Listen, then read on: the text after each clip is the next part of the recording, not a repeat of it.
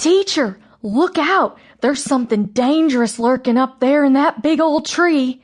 Christy Huddleston paused on the tree-lined path. Zach Holt, I'm not falling for that old trick of yours again. That's the third time you've tried to scare me since we started on this nature walk. But teacher, I'm a-telling you for your own good. Zach, a painfully thin 9-year-old, pointed toward the canopy of sun-dappled trees. He's a ferocious, man-eating monster, I'm afeared. With a tolerant sigh, Christy followed Zach's gaze. Grrr! A blood-curdling roar filled the air. Christy leaped back as the growling creature dropped to the path on all fours. Howdy, Miss Christy, it said. Christy grinned. She pulled a leaf out of Creed Allen's tousled hair. Creed, Zach was right about one thing. You really are a monster sometimes. Was you afeared, teacher? Zach asked hopefully. Not a whit, Christy replied. It takes more than that to scare me, Zach.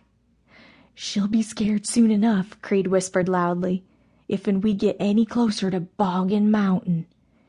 Not that silly story again, Christy exclaimed. That's an old superstition, Creed. Boggin Mountain is not inhabited by some strange, dangerous creature. He's just a figment of everyone's imagination. Creed did not look convinced, which came as no surprise to Christy. The people in this isolated mountain cove of Tennessee were full of superstitions. When she'd first started teaching, many of the residents of Cutter Gap had actually been convinced that Christy was cursed. Lots of folks has caught sight of the Boggin monster, teacher, Creed said. He's big and mean with eyes like a bear's, only a far sight nastier. He has hair down to his knees and teeth as sharp as hunting knives. And he's a-covered with warts, Zach added. Big uns, and he has a big scar on his head and only one ear. Let's concentrate on things that really do live in these beautiful woods, Christy suggested. Flowers and trees and all of God's creatures. She waved them off. Now, run up ahead and tell the other students not to get too far ahead on the path. This is supposed to be a nature hike, not a race. With a fond smile, Christy watched the two boys dash off down the thin path carpeted with pine needles. On her very first day of teaching, Creed and Zach had played a trick on her.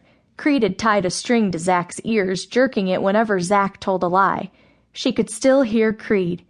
All them Holts, when they tell a whopper, their ears twitch. Had that only been a few months ago? Yes, just last January. How frightened she'd been that first day. 67 students.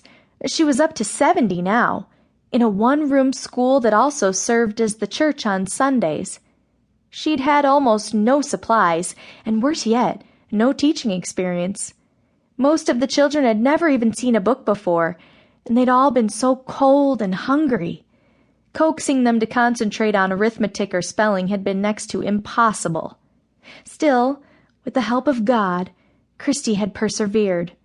Trembling in front of the class that first day, she never would have believed that she'd have the courage to take 70 students on a walk deep into the Great Smoky Mountains. But here she was, surrounded by children like the Pied Piper,